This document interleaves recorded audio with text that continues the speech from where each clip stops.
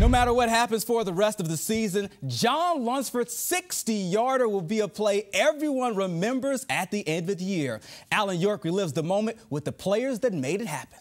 So here we are inside Williams Stadium, specifically at midfield. Now, there's probably just a couple of times you think about the 50-yard line, and that's maybe during the opening coin flip or maybe a play or two. But last Saturday, Flames kicker John Lunsford made the 50-yard line a pretty cool place to hang out. In our lifetime, there's only a handful of remember where you were moments. One of those indelible images took place for those in attendance at Williams Stadium for the Liberty-Richmond game on October 4th, 2014. The Flames, down by 3, had the ball on the Spiders' 43-yard line with 1.8 seconds left. Liberty had two choices: throw a desperation Hail Mary on the game's final play, or attempt what would be a school and Big South record 60-yard field goal. But I mean, as soon as I heard score team, that's kind of when I really started focusing on, like, okay, you know what, like, my team is counting on me. I can't psych myself out.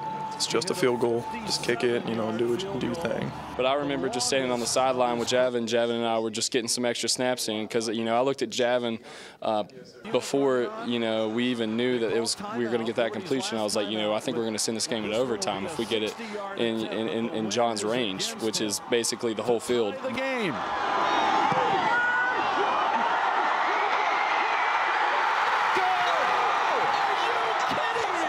My ball was naturally drawing to the right, and I knew from a farther distance it was going to draw more. So obviously, I mean, logically speaking, if it's going to draw to the right and you're from a farther distance, you got to aim more left for it to go right. John took off running early. He knew right away that thing was going in. He started running, and I kind of gave him a look like, I don't know what he's looking at, but this thing looks like it's going to go left of the upright. And it just kind of faded back in. He knew he kicked it well, and we saw it hit the back bar, and it was just, as you can see on the field, complete mayhem after that. I'm celebrating what had just happened. It's hard to imagine the raw emotions the players and coaches feel after a game-changing play, but one thing's for certain, they'll never forget what they did after it happened. I don't remember much of the field goal.